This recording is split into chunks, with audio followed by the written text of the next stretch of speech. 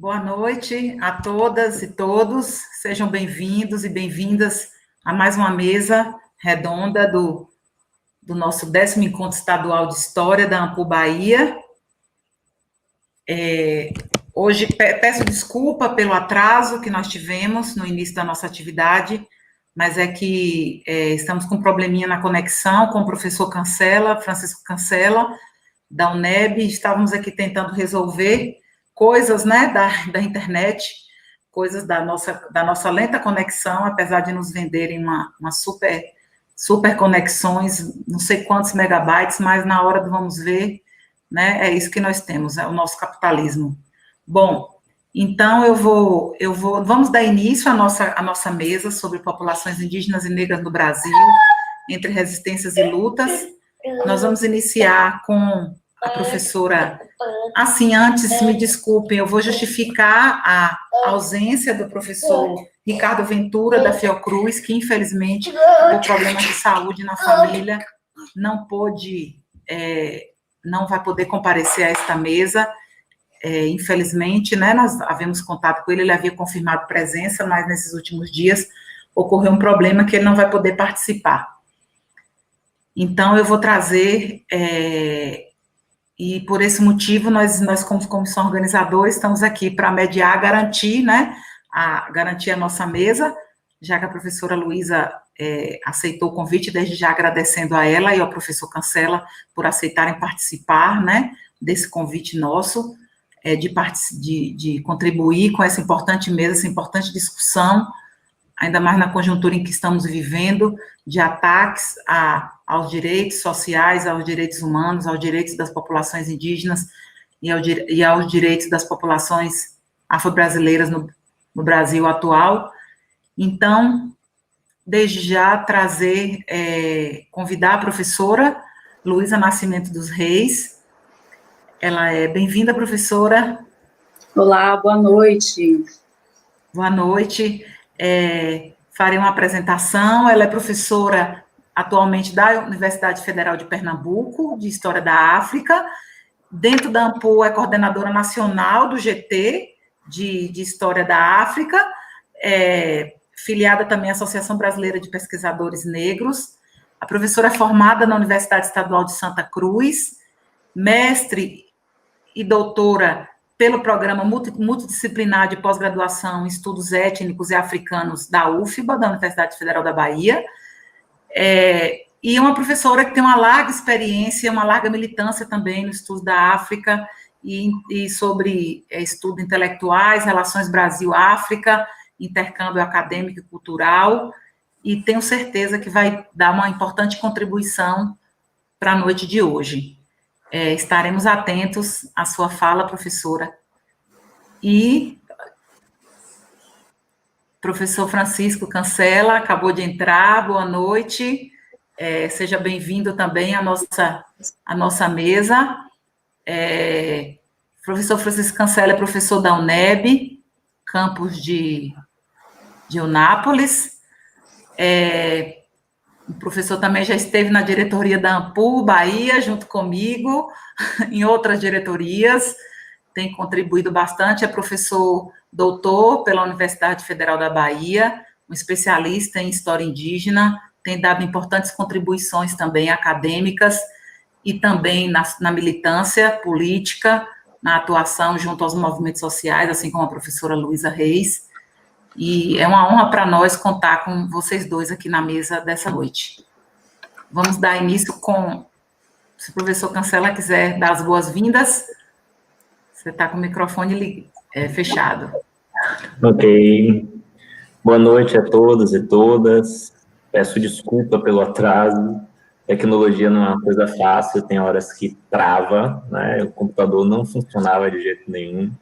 Mas parabenizar a AMPU pela posição de colocar uma mesa com essa temática mais uma vez no nosso encontro regional, né, já fica como uma reserva de vaga cativa nos nossos encontros, né, fazer esse debate sobre etnicidade, sobre as populações historicamente excluídas, tanto do ponto de vista historiográfico, quanto também do ponto de vista político e social, né? Então, Vamos refletir um pouco sobre isso, né?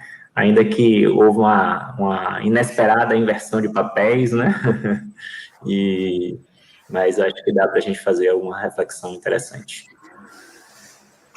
Certo, muito obrigada. Então, vou dar de 20 a 25 minutos para a professora Luísa e também para o professor Francisco, e vamos lá. Obrigada, professora. Mais uma vez, boa noite a todas e todos que nos acompanham aqui. De fato, é sempre uma oportunidade, agradeço a oportunidade, é sempre importante trazer discussões relativas à história das populações africanas, das populações afrodescendentes. Então, espero que o debate seja profícuo nesta noite, ok? Eu redigi um pequeno texto que eu gostaria de ler para vocês.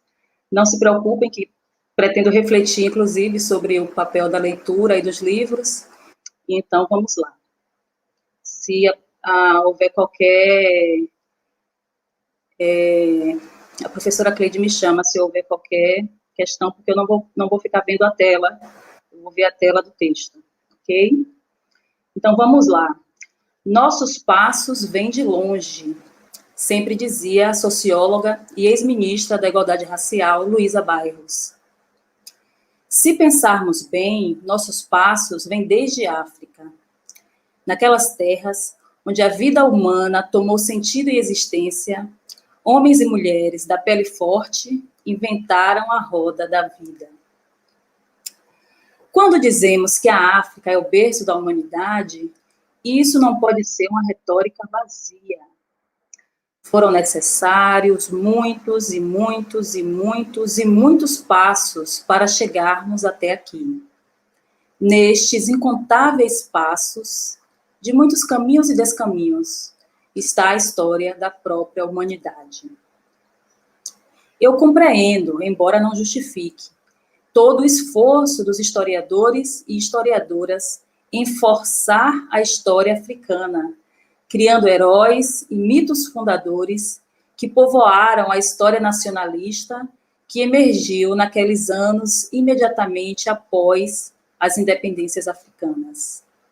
Foi uma tentativa de construir uma história que restituísse a força dos povos africanos, que reclamavam o direito de contar suas próprias histórias. No século XX, houve importantes mudanças na história e na historiografia, mudanças políticas, econômicas e sociais, mobilizações de povos negros em países da África e nos países que perfazem sua diáspora.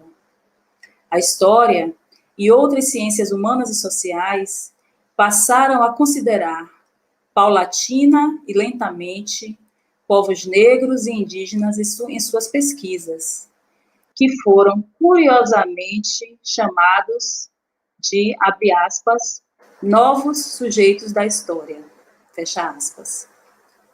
Essa expressão não poderia ser mais descabida, já que, como tenho chamado a atenção, não podemos considerar a história negra e indígena somente a partir de sua relativa e questionável inclusão nas instituições acadêmicas e universitárias. Aqui no Brasil, posso citar o artigo intitulado O Negro como Objeto de Ciência, publicado por Edson Carneiro em 1968, portanto, há 50 anos, para refletirmos acerca do tratamento dispensado à população negra na universidade. Carneiro comemorava o fato de, entre aspas, o negro ter se tornado, novas aspas, um objeto da ciência. Para a retomada da história negra no Brasil, foi necessária uma intensa ação e mobilização de estudiosos e estudiosas, acadêmicos e não acadêmicos, aqueles autodidatas, mulheres e homens aparentemente comuns, que se tornaram professores, professoras, artistas, religiosas, políticos, enfim, ativistas negros e negras, com perfis e interesse, com perfis diferentes e interesse que convergiam no esforço de evidenciar que as populações de origem africana e, portanto, afrodescendentes ou afrodiaspóricas também construíam a história do Brasil. Nesta história de resistência, o Quilombo dos Palmares foi considerado o ponto de partida e Zumbi dos Palmares, sua personalidade mais destacada. Estou me lembrando aqui do livro De Olho em Zumbi dos Palmares, de Flávio Gomes, do filme Gangazumba, de 1964, que tinha Antônio Pitanga, Léa Garcia e Eliezer Gomes no elenco.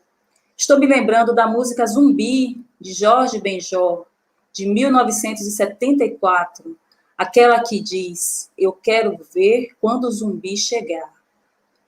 Estou aqui me referindo às dezenas, centenas, ou seriam milhares, de dandaras, essas mulheres que trazem no nome a força das guerreiras palmarinas.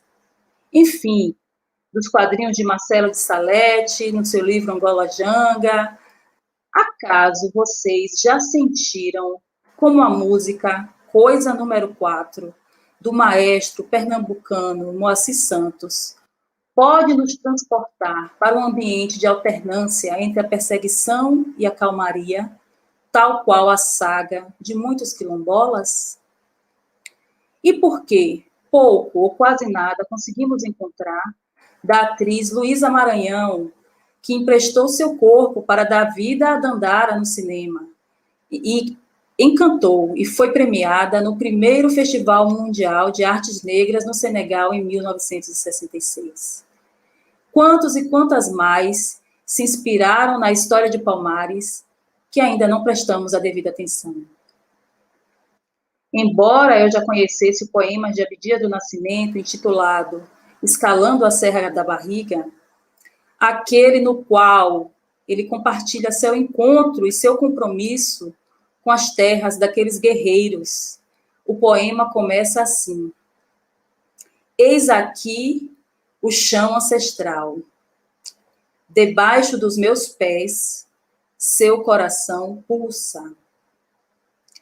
Então, embora eu conhecesse esse poema, eu jamais esperaria tamanha profusão de emoções quando, há 2 anos, deixei a cidade do Recife, num dia ensolarado, em direção a uma aula de campo em União dos Palmares, Alagoas. Hoje, o Parque Memorial Quilombo dos Palmares é tombado, após muita luta dos movimentos sociais. Me pergunto, e se não fosse? E se nada naquele lugar apontasse a intensa história que se desenrolou naquelas serras, acaso eu sentiria se tratar de um lugar especial? Uma estrada, serras, um lago, muitas árvores, em lugares em que o persistente olhar colonial nada a ver, há história. Desde a retomada da história de Palmares, muitas são as abordagens e perspectivas teóricas e metodológicas mobilizadas para construir a história. Podemos analisar diferentes experiências quilombolas de ontem e de hoje, insurreições, protestos e mobilizações da mais variada ordem. Mulheres negras, sempre presentes nessas batalhas, foram responsáveis por promover uma revisão na história, evidenciando como também protagonizaram guerras. Haja vista Aqualtune, Luísa Maim, Teresa de Benguela, Nzinga. Ao mesmo tempo, reivindicamos a construção de um novo cenário político na contemporaneidade. E eu estou aqui me referindo ao movimento de mulheres negras. O Quilombo dos Palmares também foi ponto de partida para a análise de 2 intelectuais fundamentais, que faço questão de trazer aqui. Conforme nos ensinou Maria Beatriz Nascimento, o Quilombo era a possibilidade de entender a experiência negra a partir de uma instituição negra que não estava necessariamente submetida às dinâmicas da escravidão. Para Lélia Gonzalez, o Quilombo foi o berço da nacionalidade brasileira. Ambas desenvolveram seus trabalhos clamando pela urgente revisão da história do Brasil. Uma revisão da história do Brasil e a reescrita dessa história desde uma perspectiva negra foram objetos que mobilizaram muitas pessoas, foram objetivos que mobilizaram muitas pessoas que se tornaram intelectuais enquanto construíam novas perspectivas para si, pavimentando caminhos para outros e outras. Em se tratando dos espaços escolares, muitos foram os esforços para o acesso à alfabetização, ao ensino fundamental, ensino médio e ensino superior, sempre evidenciando quão limitadas eram e ainda são as perspectivas que norteiam essas instituições. Quero aqui destacar o trabalho de uma professora soteropolitana cujo trabalho merece atenção. Trata-se de Valdina Pinto, nascida em 1943 e falecida em março de 2019. A Macota do Terreiro Musoni Boiá, educadora, líder comunitária e religiosa, mestra popular. Incansável na luta pelos direitos para os povos de terreiro e pelo reconhecimento da diversidade das matrizes africanas no candomblé, especialmente no que se refere aos povos de origem bantu. Macota iniciou um trabalho nos anos 1970 do estudo da cosmogonia Bakungo, que me parece somente há pouco temos acesso a um material mais amplo com a tese de Tiganá Santana. Ou seja, a professora começou um trabalho em 1970 e somente há alguns dias nós conseguimos ter um material mais amplo sobre o tema que ela se debruçava.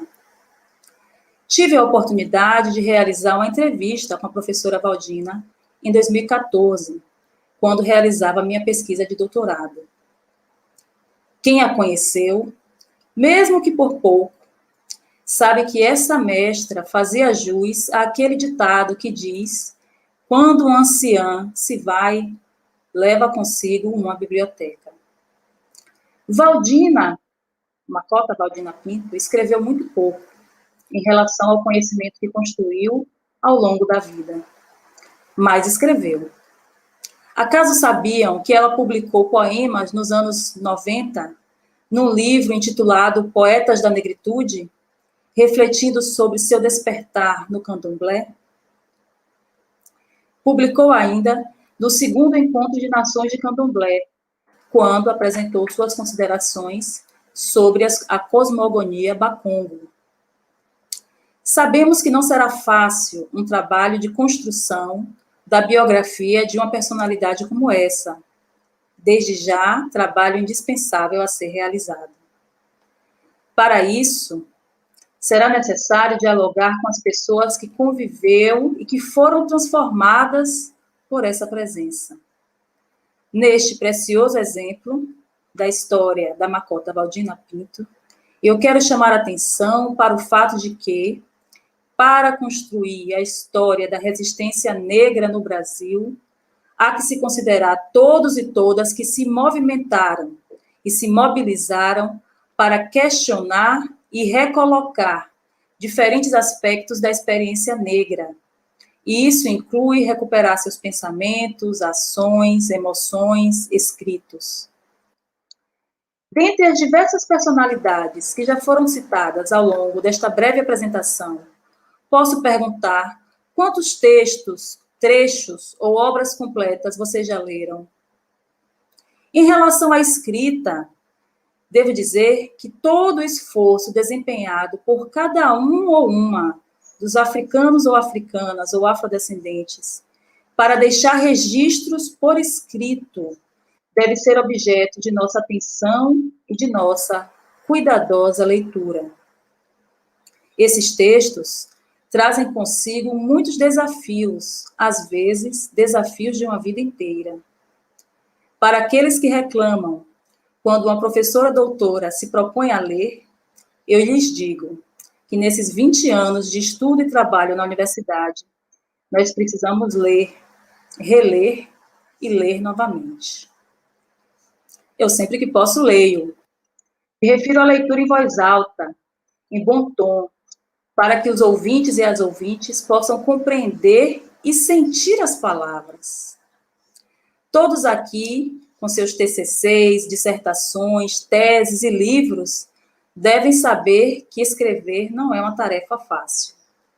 Então, quando lemos, quando retomamos as palavras daqueles que escreveram como atos de resistência, estamos fazendo, os fazendo presentes e também nos transformando com tais palavras. Em minha prática docente, faço o possível para que todos e todas tenham acesso às palavras que foram empunhadas outrora. Assim, lemos Um Defeito de Cor, traduzimos poemas de Leopoldo Sédar Senghor e Aimé Césaire, declamei, outro dia, um poema do Egito Antigo, intitulado Do Amor Supremo, um dos livros mais belos e interessantes que tive a oportunidade de ler. Assim surgiu a leitura dramática de O Leão e a Joia, de Wole Soyinka, trabalho que desenvolvi em conjunto com discentes da Universidade Federal de Pernambuco, numa trama que tratava de uma história de um casamento. A força daquelas palavras lidas, relidas, lidas, relidas e, por fim, dramatizadas, de acordo com diversos depoimentos dos participantes, os ajudaram a repensar, através de seus próprios corpos, o que era a descolonização. Incrivelmente, um autor como Soyinka, primeiro homem africano a receber o Prêmio Nobel de Literatura, em 1986, tem apenas uma de suas peças editadas e publicadas aqui no Brasil. Se um autor premiado pode estar nessa condição, o que dizer de muitos outros textos fundamentais da história africana, que sequer mereceram uma tradução? Todos aqueles e aquelas, homens e mulheres negras, que ousaram escrever para além das perspectivas acadêmicas, têm sua circulação e leitura garantida pela militância. Ainda hoje, são associações, coletivos e organizações sociais que empreendem todos os esforços necessários para que tenhamos acesso, por exemplo, ao texto A Primavera para as Rosas Negras, de Lélia Gonzalez, publicado recentemente pela União dos Coletivos Panafricanistas.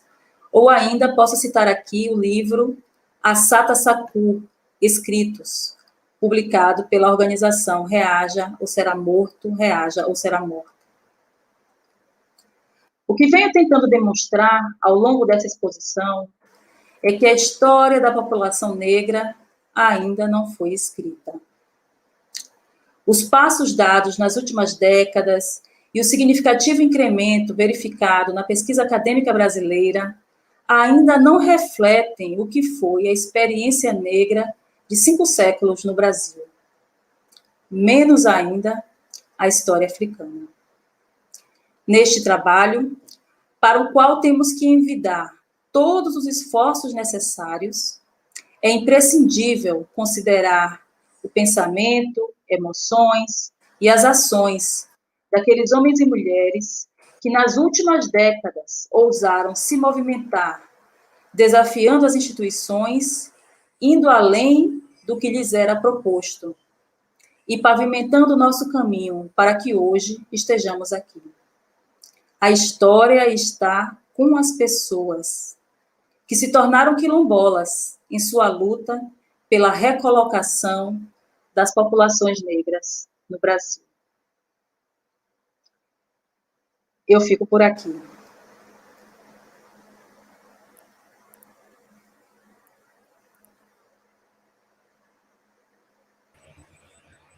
Muito obrigada, professora Luísa.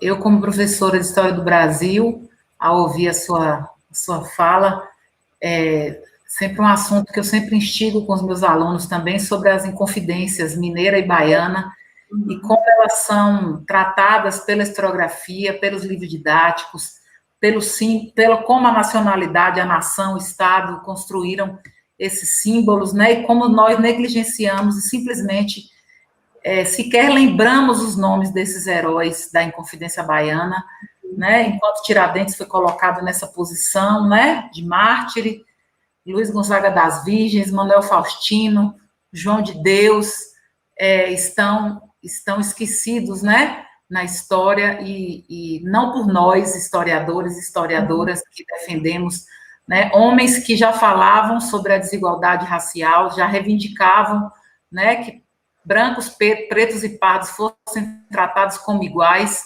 na Bahia do final do século XVIII, e que esse tema, né, tão atual e tão presente nos dias de hoje, né, esses homens sequer são lembrados, sequer tem uma escultura numa praça, e que nós precisamos cotidianamente nos lembrar desses grandes homens que lutaram, né, por um ideal da liberdade, pelo ideal da igualdade racial, especialmente. Professora Cleide, o professor Cancela ainda não está preparado, é isso? Vou chamá-lo agora. Professor Cancela, Francisco Cancela está aí? Vamos lá, vou dar a palavra para você agora, para depois a gente abrir o debate. Fica à vontade, Cancela, estaremos atentos. Obrigado, Cleide. Parabenizo a colega pela fala.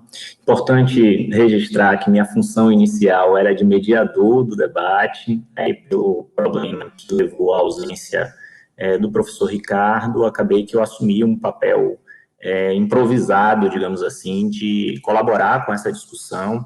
É importante registrar que assim que eu soube, né, dessa possibilidade, eu comuniquei à direção da AMPU que eu tinha disponibilidade de contribuir com essa reflexão, mas levando em consideração duas limitações, né? De um lado, que eu estou em processo eleitoral, então não estava com tempo suficiente para essa preparação do debate, né? E segundo, a importância que a gente tem afirmado de colocar os intelectuais indígenas, né, as próprias lideranças indígenas, como porta-vozes dessa experiência de luta e de resistência, tendo em vista que é fundamental a gente inverter cada vez mais esse papel, né, que nós, não indígenas, assumimos num determinado momento, né, de colaborar com a reescrita da história, né? Desde a década de 90, pelo menos, a gente já apontava, né, que uma história propriamente indígena precisava ser reescrita, né? E isso colocava não só o desafio da gente reapresentar, né, a nossa história a partir de uma perspectiva indígena, mas da gente também abrir espaço para que os próprios indígenas, né, ocupassem esse lugar de fala, né? Então, é importante fazer esse registro, porque a reflexão que eu quero trazer aqui é a reflexão de um indigenista, né? Ou seja, que fez uma opção de contribuir com a reescrita da história a partir dessa perspectiva indígena, mas, no entanto, ela não reflete, né, toda essa experiência vivida, né, pelas próprias lideranças e pelos intelectuais indígenas, que cada vez mais, né, ocupam um espaço de destaque, né, na nossa historiografia, né, na nossa própria literatura, né, e isso precisa ser cada vez mais valorizado, né. Eu costumo sempre referenciar um pouco do meu trabalho como pesquisador a partir da minha experiência aqui na região do extremo sul da Bahia, né? Então, observe que eu sou da cidade onde iniciou a colonização, né? Então, falo aqui de Porto Seguro, e essa região ela é conhecida como Costa do Descobrimento, e a problematização que a gente pode fazer do ponto de vista da história e da memória é como a colonialidade ela se expressa de forma latente na história pública de um modo geral, né? Então, quem chega a Porto Seguro, né, a primeira estátua que vai ver ao entrar na cidade é uma estátua monumental de Pedro Álvares Cabral. Logo abaixo da estátua tem uma placa dizendo que é uma homenagem de Porto Seguro ao patrono da história do Brasil. E essa estátua aponta para a entrada da cidade. A rua que inicia a cidade se chama 22 de Abril. A rua paralela é a Avenida Portugal. A outra rua, que está na perpendicular, é a Rua dos Navegantes. Depois nós temos a Rua Pero Vaz de Caminha, né? Ou seja, toda a memória que a cidade reafirma no seu cotidiano, nos seus espaços públicos, é a história da colonização e, portanto, é a referência de um silenciamento cotidiano da luta e da resistência das populações indígenas, né? Então, é extremamente importante a gente não só valorizar as pesquisas que revelam, que apontam esse protagonismo dos povos indígenas, mas também a gente discutir esse campo da história pública, de modo que a gente possa fazer o confronto sobre essas narrativas, sobre esses lugares de memórias que povoam, assim como aqui em Porto Seguro, centenas de outras cidades no Brasil inteiro, né? Então, acho que esse é um compromisso extremamente relevante e eu acho que, de fato, a gente pode apontar isso como uma importante agenda política, né, que nós, historiadores, devemos assumir, né, não só enquanto um posicionamento de desafio historiográfico, mas também enquanto um tema político, né, de constante reflexão. Eu queria trazer para a gente pensar um pouco dessa reescrita da história, dessa decolonização da história que silencia não só a resistência e a luta dos povos indígenas, mas que tem um papel fundamental no apagamento dessa história, né? No silenciamento completo dessa história e no verdadeiro epistemicídio, né, que a historiografia tradicional reproduz e que se mantém, né, no cotidiano das nossas cidades, da nossa memória coletiva. E eu queria refletir um conjunto, né, de elementos que eu tenho pensado na releitura que estou fazendo de um viajante, né? Os viajantes sempre foram personagens extremamente presentes na nossa historiografia, né? Quando a gente viveu um período de redescoberta do Brasil, do ponto de vista historiográfico, os viajantes foram fontes extremamente consultadas, e é possível a gente mergulhar nessa literatura de viagem para entender como é que essa colonialidade ela se expressa ali com uma força muito grande, né? Então, eu queria fazer uma rápida reflexão de como essa história produzida historicamente aqui no Brasil, ela teve esse papel do silenciamento das lutas, da resistência e do próprio patrimônio, né, epistemológico dessas populações nativas. Então, eu também preparei um texto, vou ver se eu consigo fazer a leitura no tempo adequado, mas se ficar muito apertado, eu avanço nas nossas reflexões. Hoje eu quero falar de um personagem invisível na história das ciências. O nome original dele era Quack.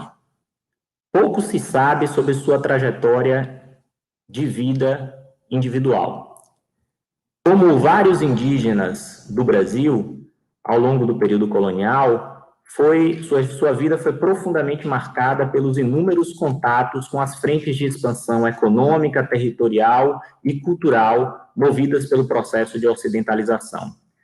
Quando tinha pouco mais de 10 anos, foi capturado numa das expedições de guerra justa que assolavam a região do atual extremo sul da Bahia.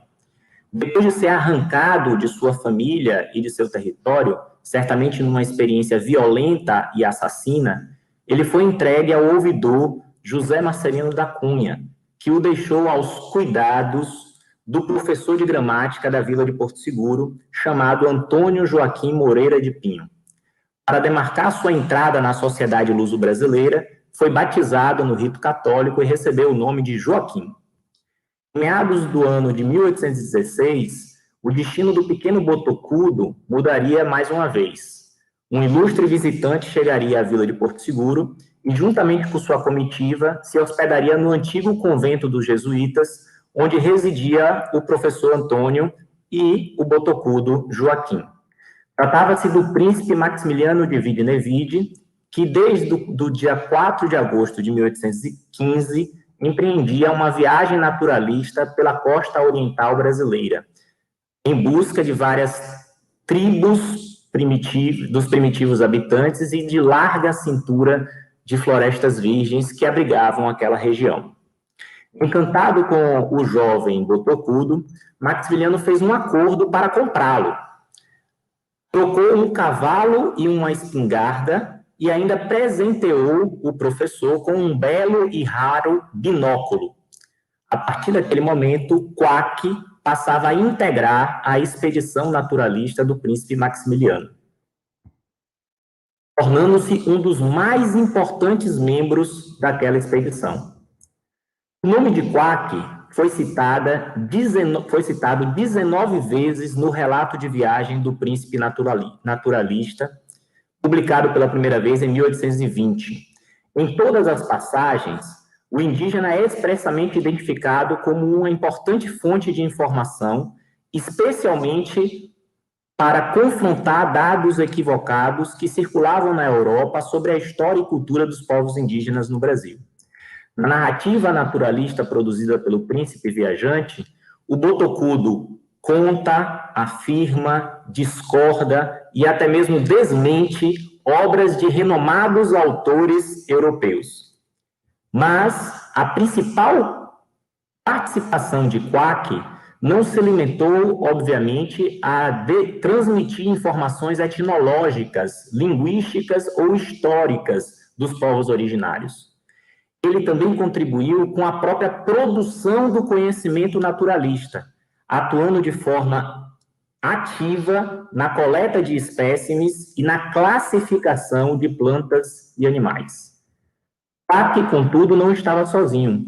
Muitos outros indígenas auxiliaram Maximiliano na realização de sua expedição científica pela costa do Brasil.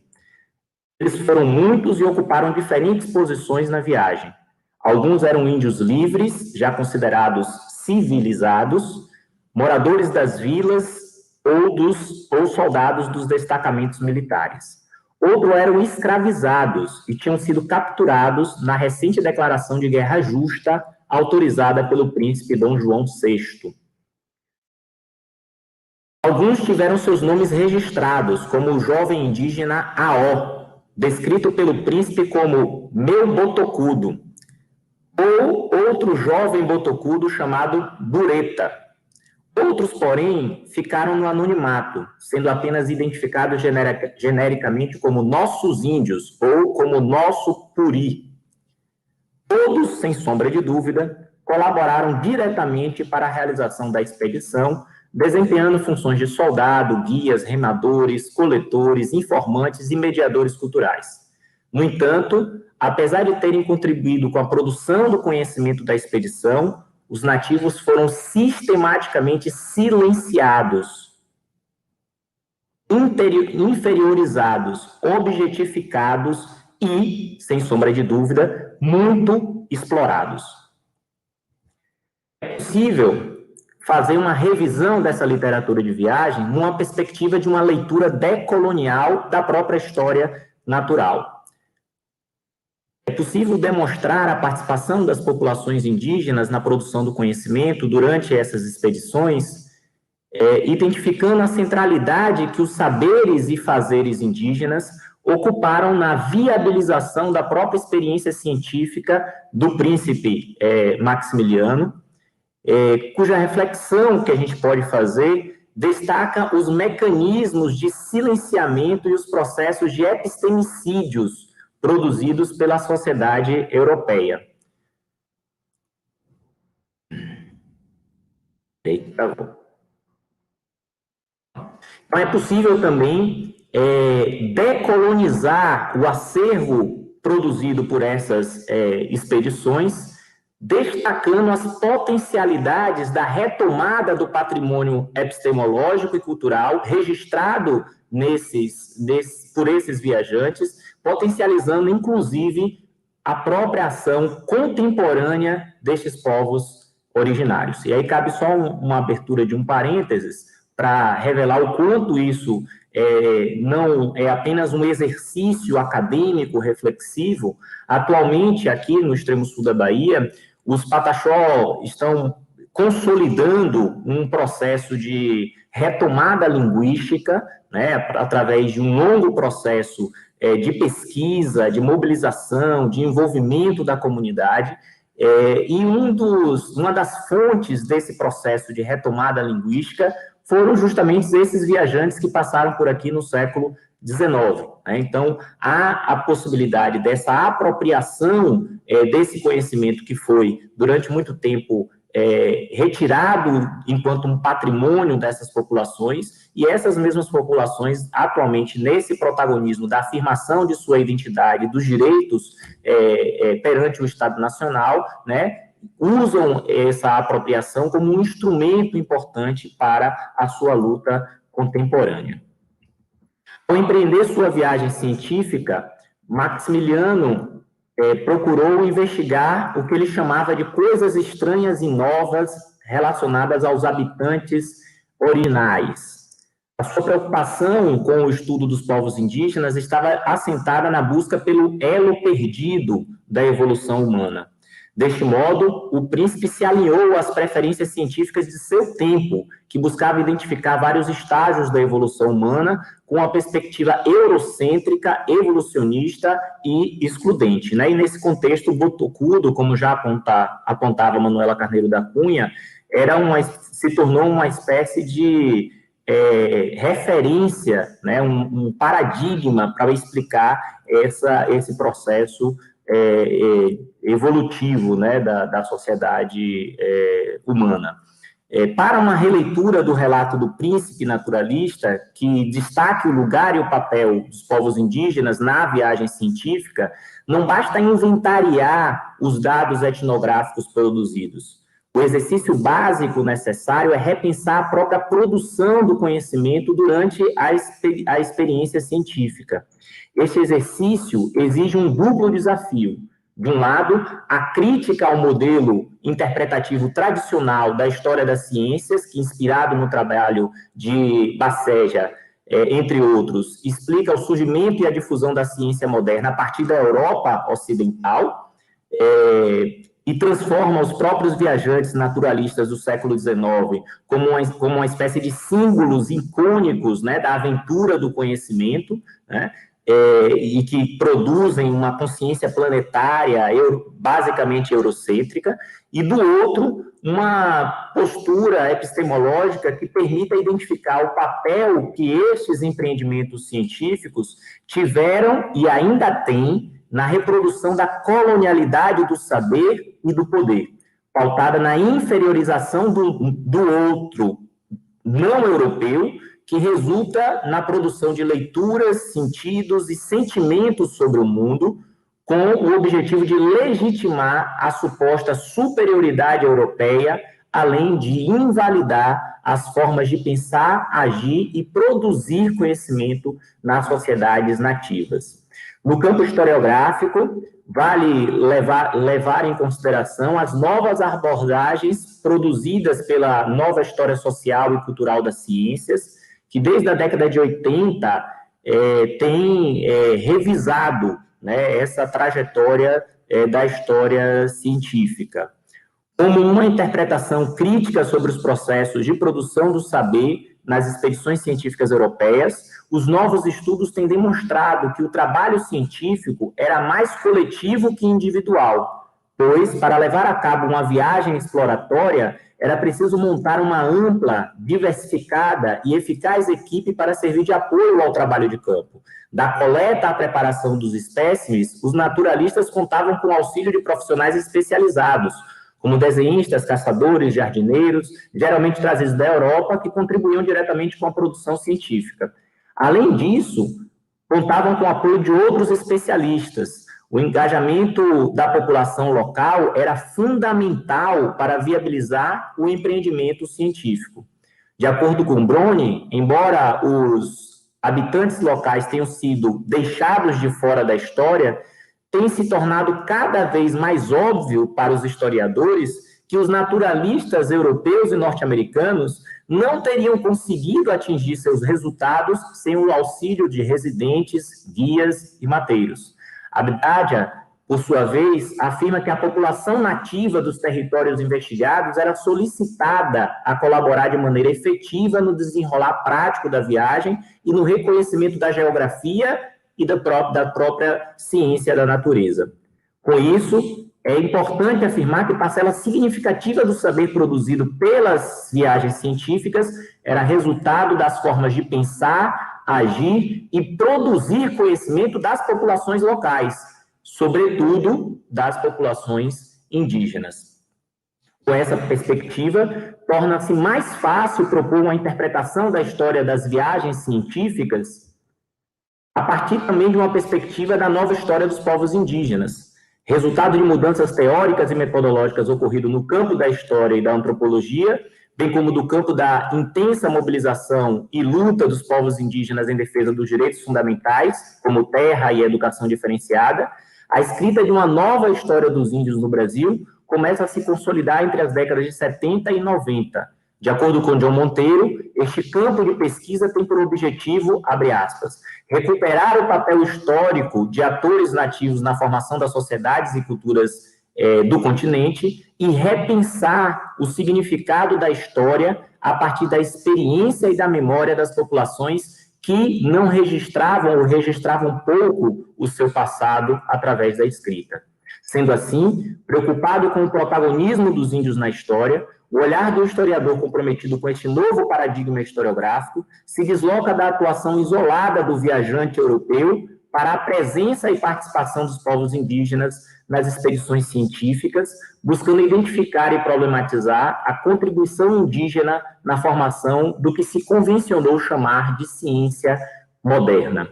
No campo do giro decolonial, a proposição ainda é mais radical. Começa por reconhecer que, ao assumir o papel central na construção do moderno sistema mundo cristão, patriarcal, capitalista e eurocêntrico, os viajantes se aproveitaram da visão fundamentalista de universo verdadeiro da filosofia ocidental para ganhar legitimidade, expropriando dos povos nativos o lugar de anunciação do conhecimento, cuja implicação mais perversa foi a ocultação do sujeito que falava através de uma estratégia de ponto zero.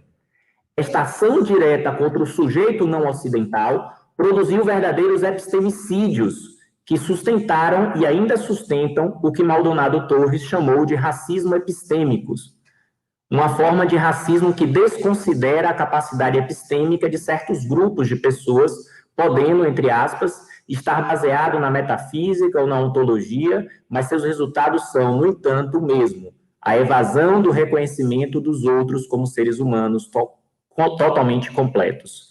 Por isso, a proposta de uma leitura decolonial da viagem do príncipe Maximiliano deve assumir um compromisso de, abre aspas, desmantelamento das relações de poder e concepções do conhecimento que fomentem a reprodução de hierarquias de raça, gênero e geopolíticas que se originaram ou encontraram novas e mais poderosas formas de expressão no mundo colonial moderno.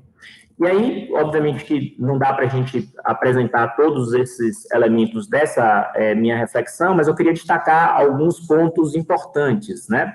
Primeiro, que vários trabalhos já apontam a colaboração e a participação dos povos indígenas nessas expedições, né? Sobretudo destacando o papel deles enquanto mão de obra, né? Mas a provocação que é necessário ser feita é como é que esses personagens eles foram centrais na própria produção do conhecimento, né? Ou seja, a colaboração desses indígenas, ainda que tenham sido realizadas de forma compulsória por conta das próprias condições da política indigenista daquele período do início do século XIX, que retomava o estatuto da escravidão indígena após o período pombalino, e que, sobretudo aqui na região do extremo sul da Bahia, prevalecia um momento de guerra justa, que desde 1808 até pelo menos 1832 se reproduzia em nossa região. A gente precisa perceber como é que o próprio relato de viagem evidencia estratégias de identificação, de classificação do mundo natural que foram totalmente expropriados das populações indígenas, né? A gente chega a encontrar no próprio relato de viagem que a classificação daquilo que o viajante Maximiliano considerava ser uma nova espécie, ou seja, como é que ele colocava o nome científico daquilo que para a Europa era uma nova espécie, tinha relação direta com as narrativas, sobretudo dos povos Pataxó, né? Então, o bacurau, por exemplo, uma ave aqui da nossa região, ele foi cientificamente catalogado pela primeira vez no universo europeu, exatamente por essa viagem científica do Maximiliano de Wied-Nevide.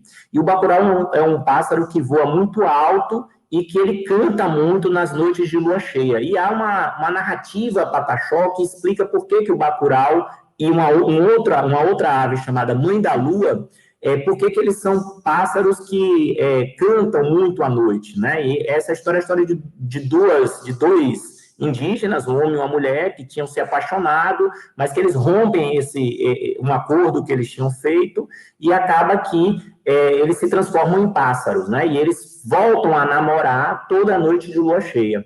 E quando o Maximiliano ele vai fazer a classificação do bacurau, ele usa como referência exatamente a ideia de que é um pássaro que voa e canta para a lua, né? Ou seja, a classificação, a identificação da própria espécie é resultado de uma conversa, de um diálogo, né, dessa narrativa pataxó, né? As tecnologias para a identificação das propriedades curativas das plantas, todas elas são resultado do diálogo direto com as populações indígenas. No nosso caso aqui, sobretudo com os Botocudo, quando o Maximiliano passa um período no destacamento dos Arcos, lá no rio Jequitinhonha, e ele vai encontrar nesse cotidiano com os indígenas Botocudo, ele vai encontrar todas as estratégias que os indígenas possuíam para fazer fibra de determinadas espécies, classificar o uso dessas espécies, identificar os vegetais que eram comestíveis, né? Então, todo esse elemento constitui efetivamente produto dessa expropriação epistemológica que o viajante faz e que não dá autoria a esses personagens, né? E aí, para concluir a nossa reflexão, já que eu falei desses pontos de forma bastante pontual mesmo, não é difícil notar que os indígenas se fizeram presentes e foram fundamentais na produção da história natural do príncipe Maximiliano. A participação dos indígenas na coleta dos espécimes, na logística da expedição e na identificação das propriedades das espécies de fauna e flora foram elementos constantes no relato de viagem. A leitura crítica dos registros da viagem ao Brasil permite afirmar com segurança que os nativos foram os principais colaboradores da rede do auxílio local da expedição naturalista de Maximiliano. No entanto, além disso, foram eles próprios construtores do conhecimento a partir de uma cosmovisão, de uma epistemologia não ocidental, nativa, que, lida pelos colonos, foi traduzida e teve a participação não branca apagada e silenciada. Epistemicídio, que sabemos, é uma das faces estruturais da opressão colonizadora, ainda presente em diversas sociedades, bem como na brasileira. No entanto, é preciso lembrar que os nativos participaram numa condição de subordinação, de opressão e de desigualdade condicionada não apenas pelas políticas indigenistas da época, pautada no trabalho compulsório na retomada da escravidão, mas também pela força da colonialidade do poder e do saber.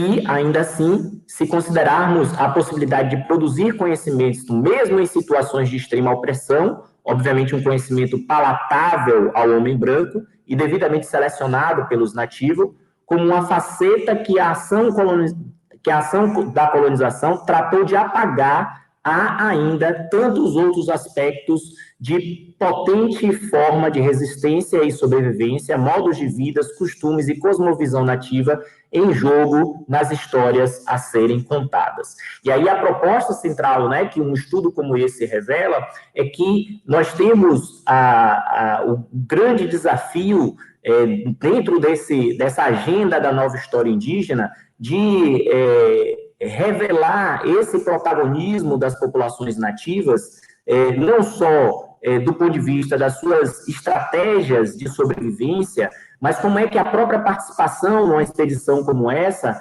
pode se constituir em uma possibilidade, né, de resistência, né, uma vez que a atuação ali pode gerar a possibilidade de uma negociação no campo da própria escravidão, né? E, ao mesmo tempo, esse desafio da reescrita da história, que colabora de forma frontal na atualidade para a retomada de um patrimônio epistemológico dessas populações nativas, que podem e são instrumentalizadas na defesa dos seus direitos, né? Como eu citei o caso linguístico dos Pataxó aqui do extremo sul da Bahia, mas também para esse nosso desafio, né, de decolonizar a produção do conhecimento historiográfico e a gente colocar na nossa narrativa histórica, né, na construção dessa história pública, os indígenas enquanto sujeitos de saber, sujeitos de uma história pautada na resistência, na luta, na construção, né, de autonomia, né, e de uma reivindicação, né, no confronto com a colonização e com a colonialidade. Então, obrigado, é isso. Muitíssimo obrigado, Cancela, professor Francisco Cancela, e também a professora que está conosco, Luísa Reis.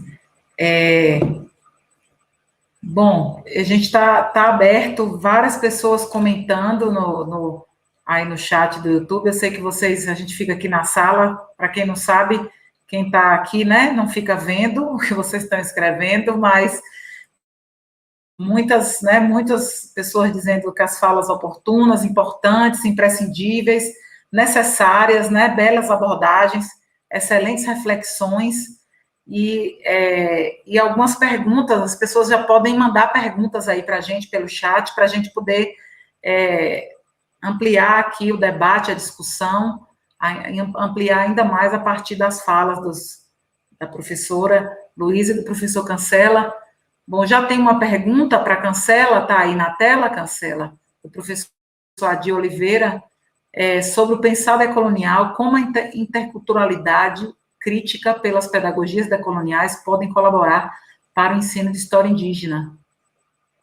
Eu acho que essa pergunta também pode ser desdobrada com a professora Luísa depois, esse pensar decolonial na pedagogia, né, as pedagogias decoloniais. Cancela, com você. Ótimo. Um dos grandes desafios, né, que a gente tem assumido pelo menos nessa última década, é justamente colaborar com a implantação da Lei 11.645, né, que tornou obrigatório o ensino de história e cultura dos povos indígenas na educação básica, né, ampliando o que foi aquela conquista do movimento negro, né, da lei que tornava obrigatório o estudo de história e cultura afro-brasileira. e certamente nós estamos tentando fazer isso, consolidando o debate de forma orgânica, né? Nós, do GT Índios na História, o GT Nacional da Ampul, que também existe aqui na Ampul Bahia, constituímos, há pelo menos 6 anos, um simpósio temático de ensino de história indígena na educação básica, né? E isso tem sido algo importante, como um espaço orgânico, permanente, de reflexão desses desafios. O primeiro deles, né, o primeiro grande desafio nessa agenda é a transposição didática, né, dessa produção que a Nova História Indígena tem realizado para a escola, né, ou seja, é preciso colocar essa produção de teses e dissertações, né, articuladas com a escola. E a outra é a gente pensar esses instrumentos teóricos enquanto ferramenta na desconstrução desses lugares comuns que a historiografia produziu sobre as populações nativas. Certamente, nessa agenda decolonial, usar a perspectiva da interculturalidade crítica, ela é importante para compreender essa interação, né, de diversas culturas na produção da identidade, né? Eu acho que, de fato, a gente tem na própria formação dos professores indígenas, numa ideia de formar quadros para assumir esse papel, né? E aqui na Bahia a gente tem uma experiência riquíssima das licenciaturas interculturais, que todas elas colocam como horizonte formar os professores indígenas para, além de atender a demanda das escolas indígenas, eles também assumirem esse papel da colaboração com as escolas não indígenas, né? E na própria licenciatura intercultural, a perspectiva da interculturalidade crítica, ela permite esse fluxo, né, essa relação entre diferentes saberes, né? E esses diferentes saberes que, às vezes, se complementam, se articulam, eles potencializam a compreensão do outro, né, e, ao mesmo tempo, ele se torna um instrumento importante da crítica à colonialidade, né? Eu acho que o ponto fundamental é essa compreensão de como o colonialismo, embora tenha acabado, ele se mantém enquanto uma estrutura de poder que domina o pensamento, que domina os corpos, né, os sentimentos, a forma de compreensão do mundo. E cada vez mais pensar na interação, na articulação desse horizonte de cosmologia das diversas etnias que constituíram a nossa sociedade e que foram, de alguma forma,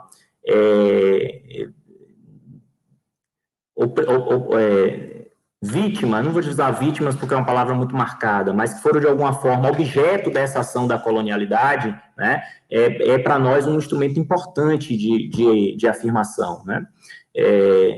Então, acho que, de fato, a interculturalidade crítica, ela se constitui como um importante instrumento, né, de afirmação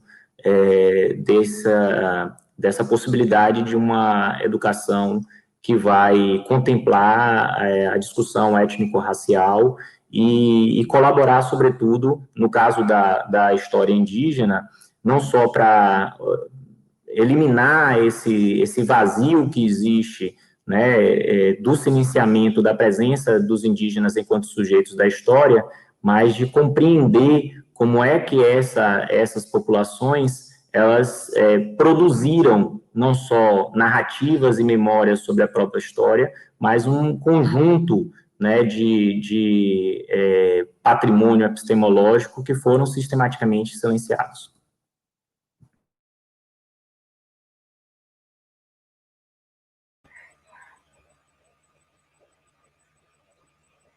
Professora Luísa, quer Por favor. Então, primeiro eu gostaria de saudar aqui os colegas, estudantes, discentes que estão acompanhando esta mesa. De fato, é um pouco estranho, porque a gente fica aqui na tela e não vê a reação dos colegas, mas eu abri aqui rapidamente a página da AMPU e quero saudar, então, a professora Lídia Cunha, que coordena comigo o simpósio História da África Contemporânea e sua diáspora, saudar os colegas, ex-colegas da UESC, que estão aqui acompanhando, Terezinha Macis, Beto, Carlos Alberto, professor Henrique Blume, e saudar a todos e todas que estão acompanhando a nossa mesa. Então, muito obrigada. Sobre a pergunta que foi colocada, eu penso que só pode existir uma educação da história negra, da história africana, decolonial e antirracista, né? Não tem como a gente se referir, se debruçar sobre a experiência negra no Brasil, nas Américas, no continente africano, e até agora, mais além, né, na Ásia, não tem como a gente se referir, se debruçar, estudar a experiência das populações negras sem quebrar e enfrentar essa colonialidade do poder, né? Então, não há como fazer isso, né? Sem questionar essa ordem colonial, né, que impacta seriamente a organização negra, né, nas Américas, por exemplo, não tem como a gente avançar. É por isso que, nesse breve texto que eu apresentei aqui, eu fiz questão de citar várias personalidades, homens e mulheres, ao longo dos últimos 50 anos, que, de alguma maneira, contribuíram nesta educação, nesta luta política, né, nessa educação antirracista e, consequentemente, na construção de novas referências para a população negra, né? Então, muitas dessas pessoas, né, artistas, ativistas, políticos, educadores e educadoras, eles ainda, infelizmente, não são devidamente considerados nos nossos cursos acadêmicos, né? Então, eu fiz questão de trazer pessoas de mais variada atuação, não apenas historiadores e historiadoras, para mostrar que como recuperar essa experiência africana e afrodescendente, ou afrodiaspórica, a gente necessita considerar essa vasta produção nas mais variadas áreas que contribuíram para o repensar, né, para um posicionamento crítico, para o repensar da própria educação, que é um tema que eu tenho alguma atenção, né, essa educação das populações negras, né, para questionar o mito da democracia racial. Então, o questionamento do mito da democracia racial no Brasil, ele vem, né, com essas movimentações negras, com essa militância, né, para propor novas questões para o ensino da história, né. Então, as populações negras, em sua movimentação, sempre vai propor, está lá o Abdias do Nascimento, naquele seu livro clássico, O Quilombismo, onde ele vai tratar de vários temas, inclusive dessa alienação, né, ele chama de alienação em que o negro é colocado, porque ele não tem acesso à sua história, ele não tem outras referências, assim como Beatriz Nascimento, assim como Lélia Gonzalez, quer dizer, todos eles vão abordar, né, vão enfrentar esse apagamento da história negra, e, então, a maneira que nós temos de retomar isso é retomar tanto essa experiência africana, como retomar a própria produção artística, intelectual, política, desses militantes, de todos eles, artistas, intelectuais, que desenvolveram suas trajetórias, sempre focando nessa luta antirracista, sempre focando na quebra desses paradigmas, né, colonizantes e coloniais, né, sempre propondo uma sociedade nova em que a população negra não estivesse, a população negra e indígena, não estivesse completamente subalternizada como, enfim, uma marca, infelizmente, na história do Brasil, né? Então, e para isso, então, aí, né, como é que se dá uma educação decolonial, antirracista, né?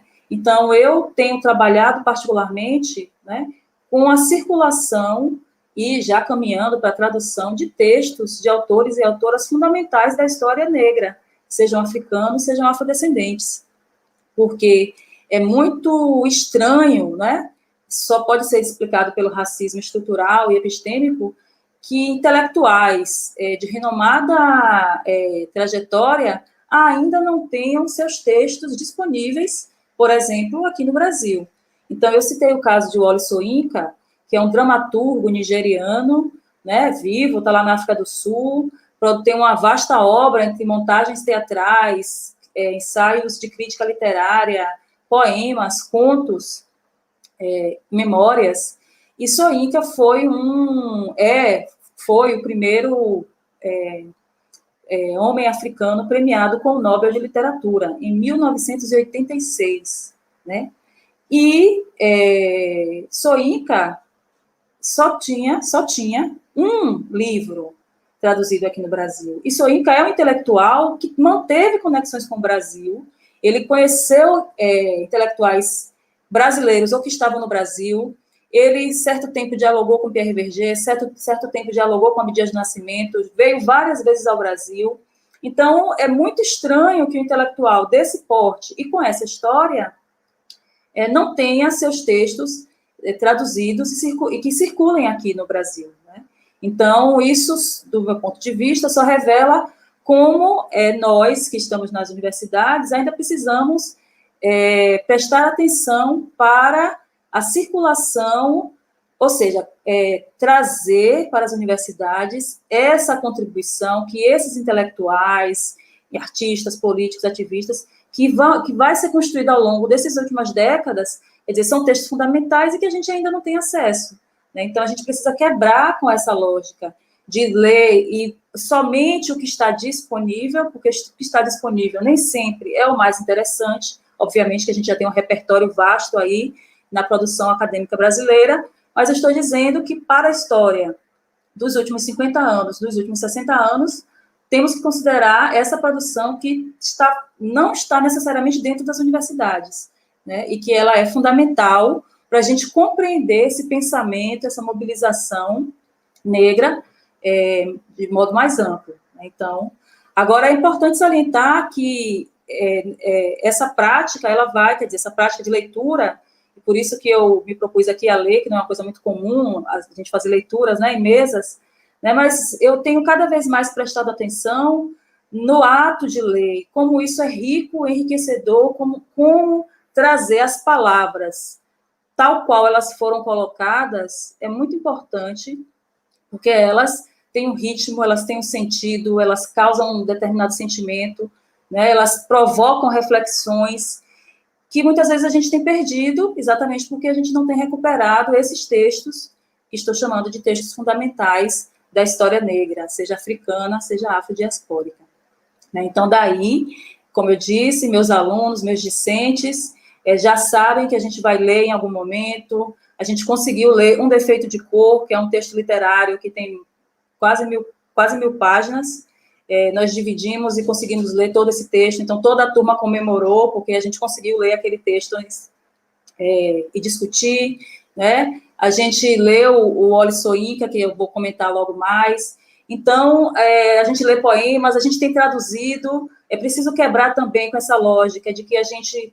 Isso é muito estranho, né? A gente tem aulas de língua inglesa desde que a gente entra na escola, e a gente nunca sabe falar a língua inglesa, a gente nunca sabe ler inglês. Quer dizer, isso também tem se constituído numa barreira. Quer dizer, a gente tem que estudar essa língua, não é uma opção, mas a gente não pode ler os autores que escreveram nessas línguas, só aqueles que o mercado editorial diz que é interessante.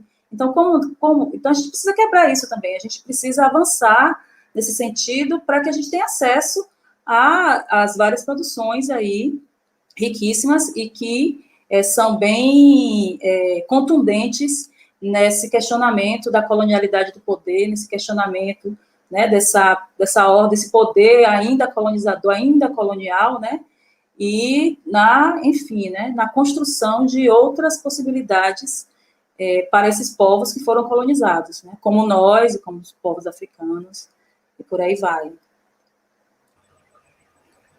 Temos mais perguntas. Do professor Luiz Henrique Blume, saudar aí todos os colegas e as colegas que estão aí conosco acompanhando, né, professores das universidades, professores da rede básica de ensino fundamental, do ensino médio, muita gente boa aí conosco. Então, ele pergunta: gostaria que os colegas Luísa Reis e Francisco Cancela refletissem sobre a importância de construir outras perspectivas de memória a partir da tradição dos oprimidos, como afirmou Walter Benjamin.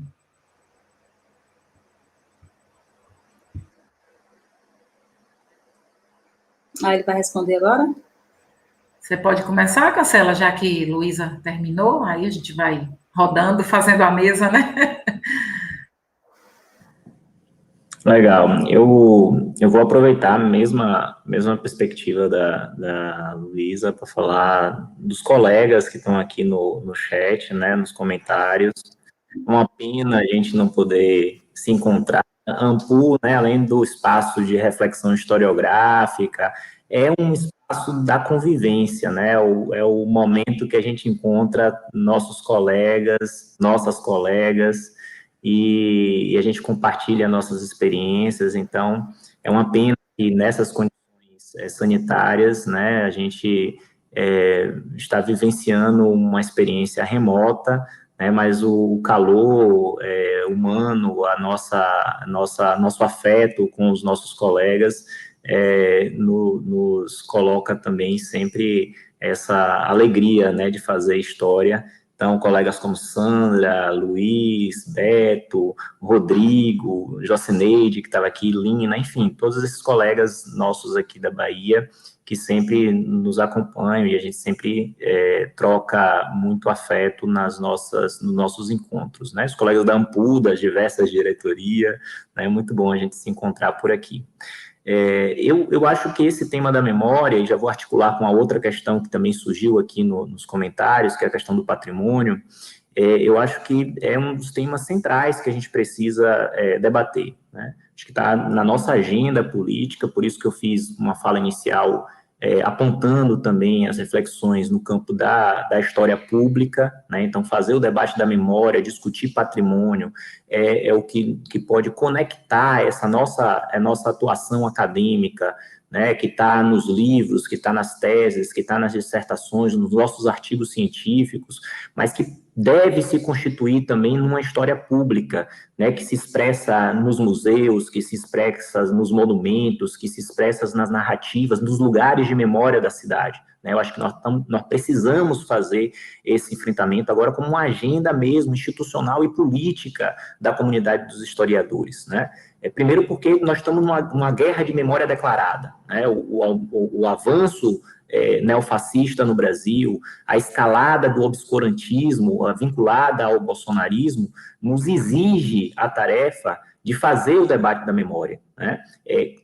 Assumindo efetivamente um protagonismo político, mas ao mesmo tempo reafirmando o nosso código metodológico, teórico, conceitual, né, que gabarita, né, esse enfrentamento, né? A gente não pode esquecer, por exemplo, né, que nós temos uma tomada obscurantista dos instrumentos estatais que eram responsáveis muito recentemente pelo fomento de uma política pública que tinha o objetivo de desconstruir imagens muito consolidadas já na nossa sociedade, né? Então, o que hoje o atual governo tem feito da Fundação Palmares é vergonhoso, né? E nós precisamos combater isso, né? A destruição da política pública de cultura, né, que reduz o investimento, os recursos para os editais, que descentralizavam o financiamento da cultura e que permitia o debate de diversidade, o debate de etnicidade, tudo isso faz parte de um projeto de poder,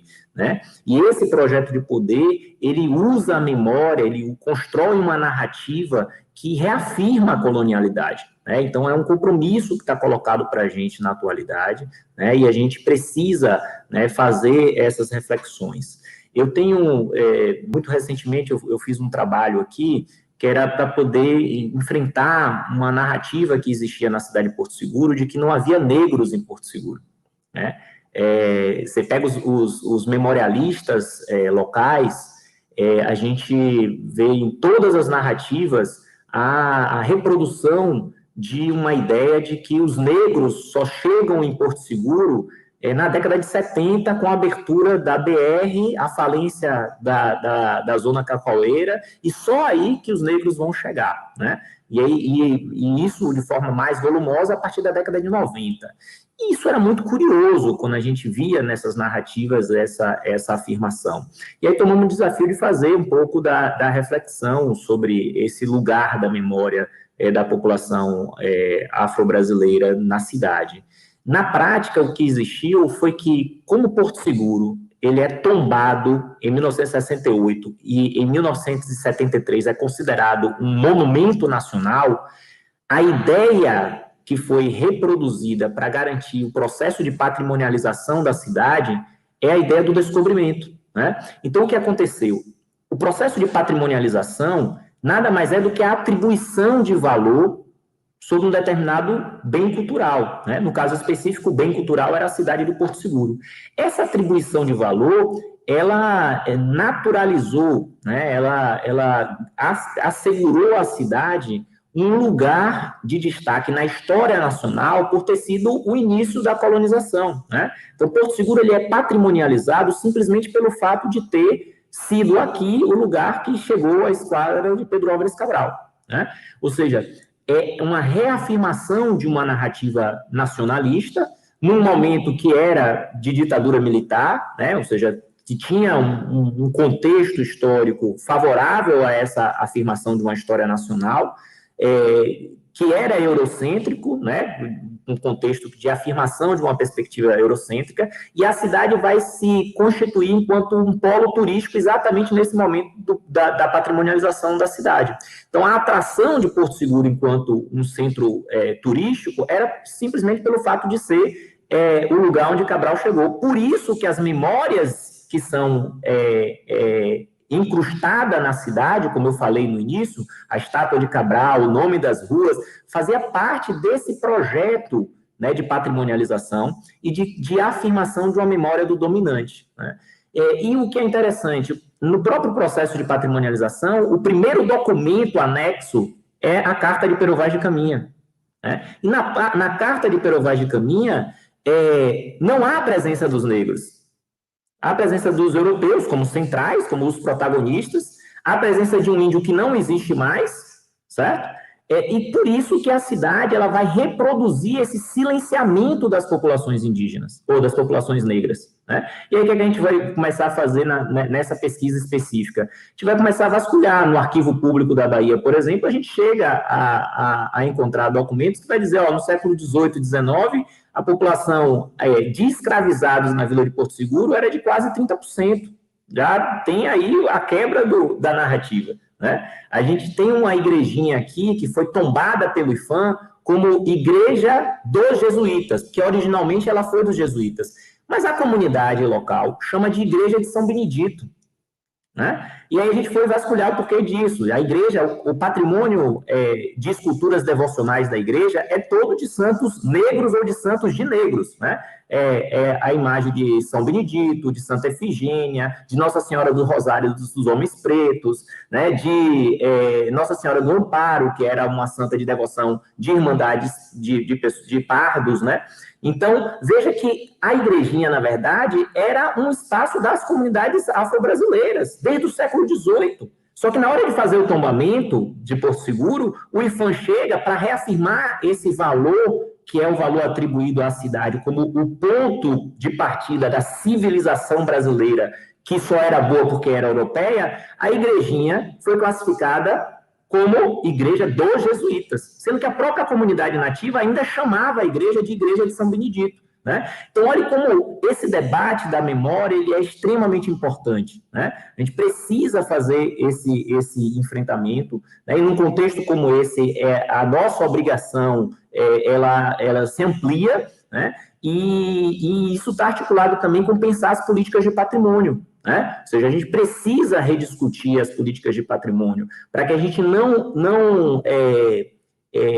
assuma uma postura de sacralização daquilo que, no passado, o Estado identificou como um bem patrimonial cujo valor de atribuição sempre foram valores europeus e, portanto, carregado de colonialidade, né? Então, acho que esse é um debate que a gente precisa fazer com mais frequência, e esse contexto atual nos coloca nessa obrigação, né? E aí, alguém falou aí das estátuas e tal, acho que aquele movimento que a gente viu lá na Europa, né, quando o Vidas Negras começam a se disseminar, ele é exatamente essa tentativa de releitura, né? Tentativa não, é esse grito da releitura dos espaços de memória das cidades, né? E nós precisamos fazer esse debate, né? Ou colocar a estátua de Cabral abaixo, certo? Aqui na cidade, ou a gente fazer um grande memorial, por exemplo, da resistência indígena na cidade, né?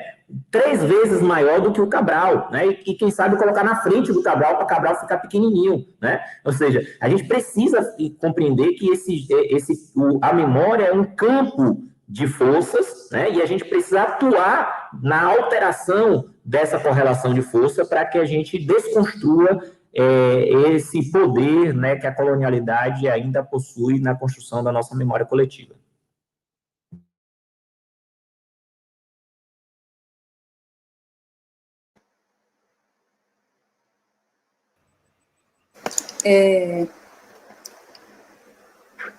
Esse tema da memória, que foi colocado aqui pelo professor Blume, quando se trata da história africana, é bem interessante que há bastante tempo que os povos africanos reclamam um outro lugar para a memória, para a sua memória, ou para a memória, né?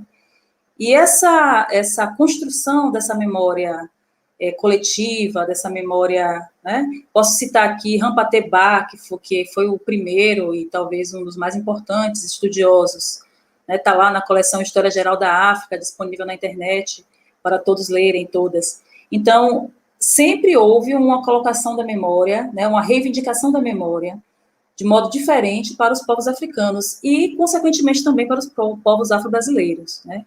Então, o professor fala de uma história desde o oprimido, desde o subalterno, quer dizer, a população negra, de modo geral, sempre vai propor uma outra leitura de memória em relação a si, né? Contudo, essa leitura de memória, dentro dessa estrutura subalternizante, colonizante, sempre vai tratar essa memória dos povos africanos como algo menor, como algo sem importância, como aquelas historinhas perdidas lá que não significariam muita coisa, né? Então, recuperar esse potencial, né, dessa memória africana é algo que ainda está na ordem do dia, quer dizer, ainda está na agenda. Estou me lembrando aqui do intelectual que recentemente faleceu, o Wamba Diawamba, o intelectual da República do Congo, que trabalhava com esse tema, né, e como ele falava também da oralidade, da importância da oralidade, como a oralidade está conectada com essa manutenção da memória, e como esses temas eles foram sempre tratados de uma maneira subalterna, menos importantes, menos interessantes, né. O professor Cancela citou a história de que não teria, né, essa narrativa de que não teria negros em Porto Seguro, no extremo sul, e eu fiquei me lembrando que essa narrativa de que não há negros, ela tem em vários lugares, né, aqui, subindo aqui o Nordeste, a gente tem o Ceará, né, que afirma que constrói essa memória pública de que não existiriam negros no Ceará, e, impactantemente, aqui no estado de Pernambuco, na cidade do Recife, esse lugar da memória negra ainda também é um lugar muito invisibilizado, muito subalterno, muito subalternizado, né? É muito estranho, pelo menos para nós, historiadores, porque Recife e região metropolitana foi um dos principais portos de desembarque de escravizados, né? É bastante intrigante, quer dizer, e é um esforço nosso aqui, de como essa memória dos escravizados, aqui, ela é colocada como algo do passado. Eu estou falando de uma memória que se divulga, né, dessa história pública, não estou falando do trabalho de intelectuais, de alguns professores. Aqui, então, quando a gente se refere normalmente a negro, história de escravizados, África, é algo que remete ao passado, a um passado longínquo e distante, não é algo da contemporaneidade. De modo, então, que as populações negras, de modo geral, aqui na região, elas não aparecem nesse cenário da história pública, nesse cenário contemporâneo. E é aí, mais uma vez, que eu tenho que evitar esforços para fazer uma discussão da presença dessa população negra na contemporaneidade, né? Então, isso tem a ver com esse jogo de forças aí que o professor citou, e como essas populações negras estão reivindicando o seu lugar de memória e o seu lugar político, né, na sociedade. Para fora do Estado, a gente tem muita imagem dos maracatus, não é? Dessa riqueza artística, cultural, mas quando a gente vem para a cidade, a gente vê como esses grupos estão marginalizados, subalternizados, e como estão, na imagem pública, desapartados da ideia de religiosidade de matriz africana. Porque esses grupos, os maracatus, os cocos e outros mais, eles surgem nessa conexão com a religiosidade de matriz africana. Mas a imagem que a gente tem fora não tem nenhuma conexão com isso, ou seja, não há uma visibilidade para os praticantes das religiões de matriz africana, de modo geral, no Estado, né? Há essa leitura quase turística desses grupos, né, culturais, né, e aí não se investiga o que são, de fato, esses grupos, e por exemplo, na minha prática docente, eu trabalho com a disciplina História e Cultura Afro-Brasileira, com alunos de outros cursos, e eu chego no curso de música, ninguém sabe explicar o que é o maracatu, ninguém sabe, quer dizer, são coisas que são de uma violência que só reflete qual é o lugar, então, que essas populações figuram nessa história pública e também do que precisa ser avançado dentro da própria universidade, né? Então, esses temas, eles precisam ser trabalhados com mais afinco, no sentido de trazer a memória e a história desses povos e dessas populações, que também é sempre uma briga política. É uma luta política, né? É uma luta por direitos, é uma luta por reconhecimento, é a luta por acesso à educação, acesso à saúde, emprego. Quer dizer, então, esse apagamento, essa subalternização das memórias das populações negras, ela vem acompanhado dessa subalternização dos direitos, quer dizer, ausência de direitos, quer dizer, como essas pessoas estão no jogo político contemporâneo, quer dizer, a tentativa é que elas estejam fora desse jogo de poder, né? E se mantenham nesse espaço de subalternidade, né? E isso, de fato, para mim, é uma questão muito séria, porque o Recife é uma cidade que tem cerca de 70% de população negra.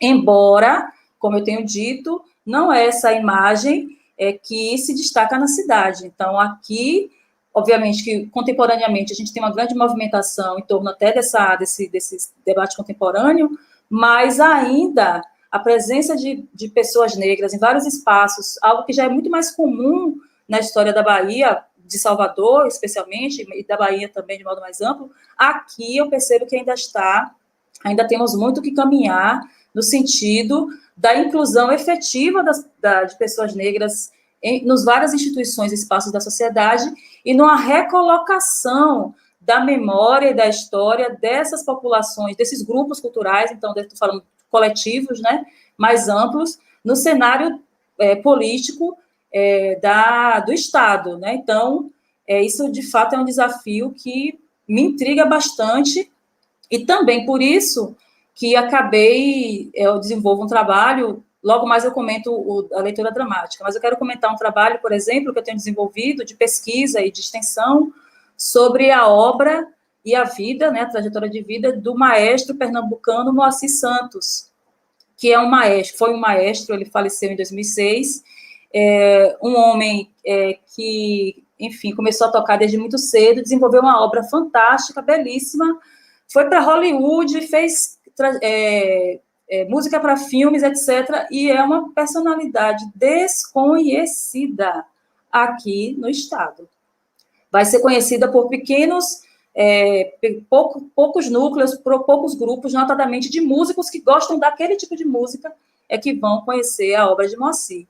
Então, me parece, pensando aí, eu falei no meu texto de personalidades premiadas e etc., quer dizer, pessoas que conseguem, inclusive, romper com várias barreiras, com vários estereótipos, e alcançar um outro lugar na sua trajetória de vida, ainda assim não tem o reconhecimento que esse próprio Estado deveria ser o primeiro a garantir, né? Então, isso é ilustrativo desse lugar das personalidades negras. Eu estou falando de um músico, quer dizer, que tem outro tipo de atuação, que poderia ter outro tipo de inserção, né, que trabalhou com música erudita, que também é um ponto importante, pensando, né, no que é mais palatável, ou mais aceito ou menos aceito, e ainda assim é uma personalidade absolutamente desconhecida no cenário aqui local, né?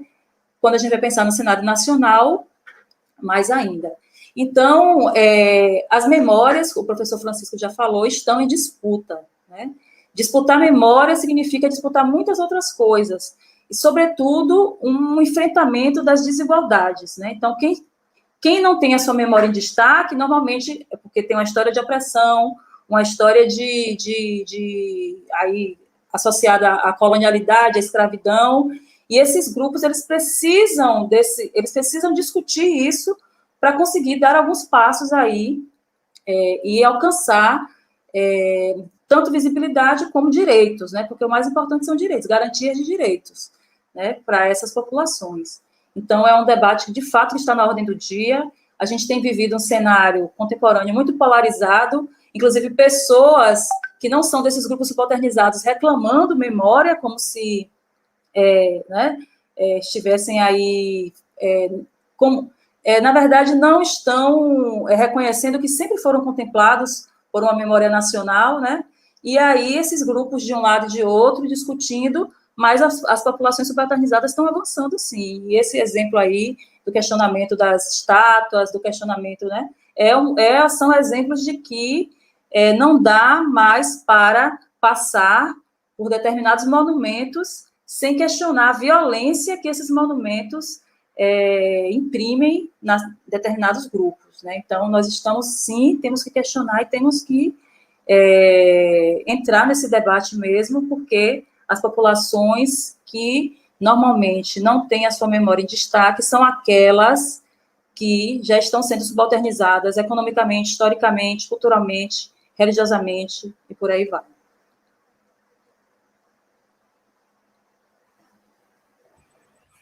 Bom, eu gostaria de agradecer enormemente diante do adiantar da hora, na verdade, porque o debate aqui está sendo muito bom, imprescindível, na verdade, fundamental, né? Acho que na pergunta de Cida ela já responde, né? Sobre os monumentos, se são vandalismo ou reparação histórica, acho que já está respondido, muito bem respondido por vocês dois. Eu gostaria que então, o professor Francisco e a professora Luísa fizessem as suas considerações finais, pudessem, se quisessem, né, complementar mais e de antemão já agradecendo a todos e todas também que estão participando aí conosco, da última mesa, na verdade, a nossa última mesa, a palavra-chave está aí já, resistência, para vocês assinarem a lista de presença, e lembrar, foi a nossa última mesa, né, redonda, mas amanhã ainda temos para uma longa programação, a nossa conferência no final do dia. Eu vou passar a palavra, então, para o professor Francisco fazer as suas considerações finais e depois para a professora Luísa. Bem, eu quero agradecer à diretoria da AMPU, parabenizar mais uma vez pelo evento. Infelizmente, dessa vez, não estou acompanhando de forma orgânica o nosso encontro, estou em pleno processo eleitoral, aceitei o convite de compor a mesa, que era na de mediador, né? E a gente está nessa correria da eleição aqui em Porto, né? Eu ainda ontem falei assim, eu não estava nem aqui na sede, eu estava no distrito, eu estava nas aldeias, eu estava lá em Bugigão, em Porto do Boi, que fica a 90 quilômetros daqui. Mas conseguimos chegar para poder participar. Reivindico mais uma vez, né, que a gente mantenha, de fato, essa temática em todos os nossos encontros, mas cada vez fica evidente que a gente precisa colocar o protagonismo nos intelectuais e nas lideranças indígenas, né? A gente precisa reconhecer esse lugar de fala, né? Então, a gente precisa repensar, né, sempre essa composição. Temos aqui, inclusive, na Bahia, intelectuais como o Edson Caiapó, a Nari Pataxó, né, o Sandro Tuchá, enfim, várias lideranças indígenas que têm muita contribuição, não só acadêmica, mas pela própria bagagem enquanto liderança de suas comunidades, né?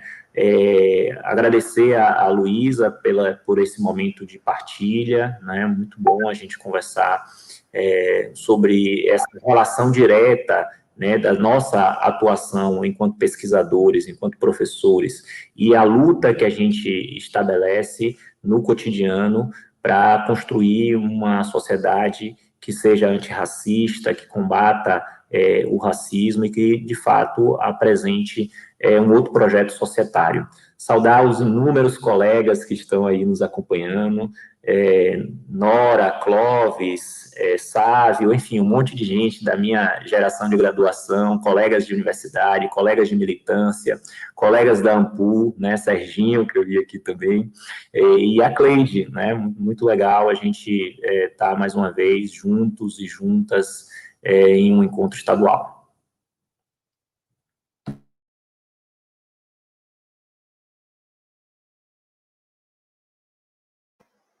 Oi, eu também quero agradecer ao convite da professora Cleide, a participação na mesa aqui, em conjunto com o professor Francisco Cancela.